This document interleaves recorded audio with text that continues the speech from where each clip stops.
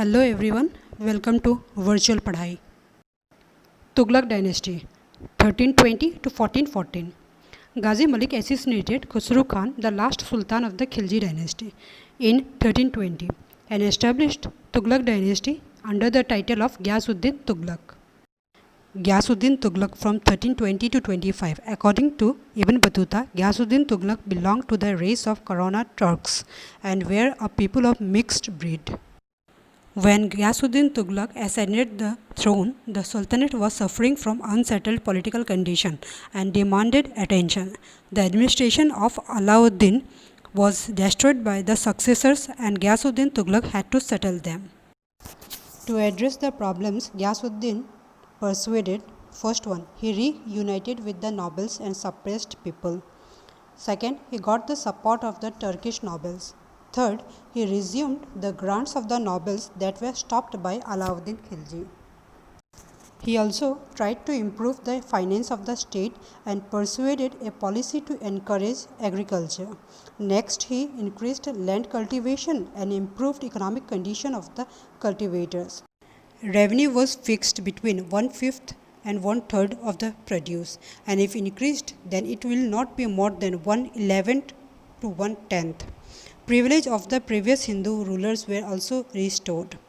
All these measures succeeded and there was increase in cultivation and condition of the farmers. Ghiyasuddin Tughlaq continued the system of Dag and Chehra that was started by Alauddin. He paid the army better to increase their efficiency and increased the strength of the army.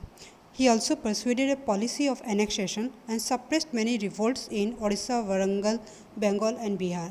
He built a strong fort called Tughlaqabad near Delhi and died in 1325 AD. Muhammad bin Tughlaq 1325 to 1351 AD.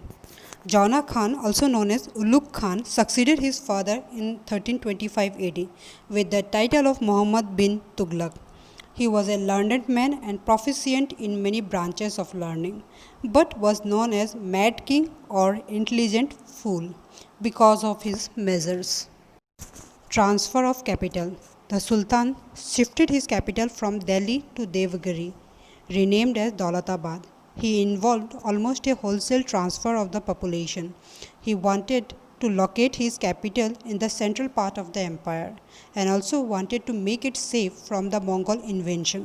But this transfer of capital proved to be a disaster one for the empire, as he could not look after North India and ordered to shift back to Delhi. Introduction of token currency. Muhammad bin Tughlaq introduced a token currency imitating the chow or paper money of China and Iran. The Sultan issued the value of bronze or copper coins equals to the silver tanka coins so that he could fill the gap in the gold and silver reserves. But people soon began to manufacture these coins at their home. It put bad impact on the business and the Sultan's treasury was soon emptied.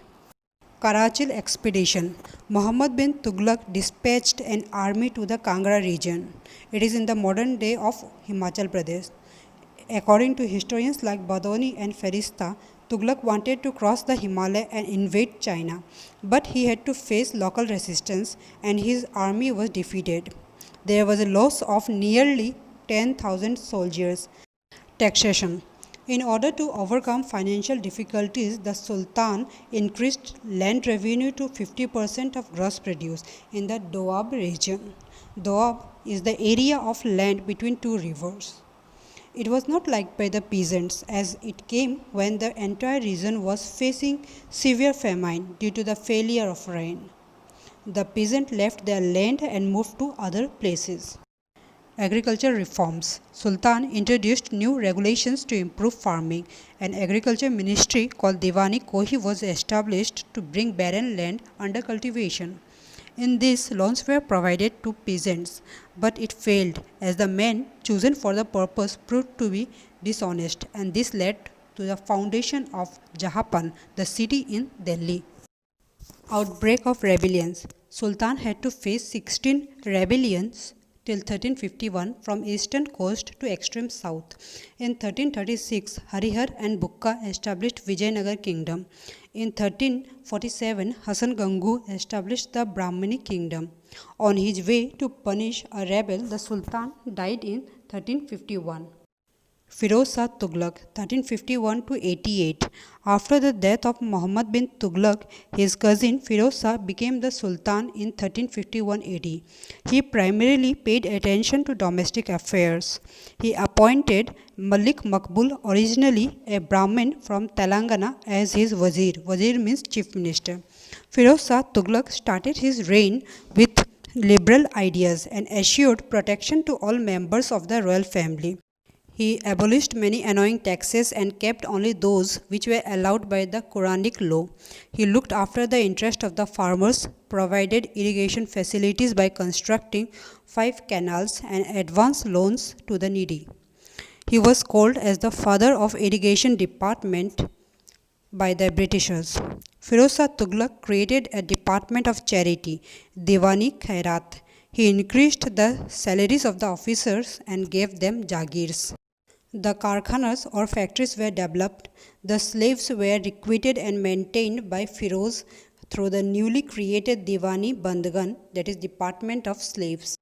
The Sultan is also known to have established several towns: Fatehbad, Hisar, Firozpur, Jaunpur and Firozabad. In 1353 and 59, he marched towards Bengal, tried to capture it but failed both the time. While returning from Bengal, he attacked Jajnagar in Odisha, seized Cuttack and destroyed the Jagannath temple at Puri. In 1388, Firoz Shah Tughlaq died, and after that civil war broke out among his successors. Other sultans also came, but there was a period of succession one after another. The last Tughlaq ruler was Nasiruddin Muhammad from 1394 to 1412 AD. He faced the invasion of Taimur, the great Mongol leader. Taimur plundered Delhi and went back. He appointed Khizr Khan, the governor of Multan, as the viceroy of Delhi. Nasiruddin died in 1412, and for 1.5 years Daulat Khan ruled. Later he was also defeated by Khizr Khan, and Khizr Khan established the Sayyid dynasty. Thank you so much for watching the video. If you liked the video, do like, share and subscribe.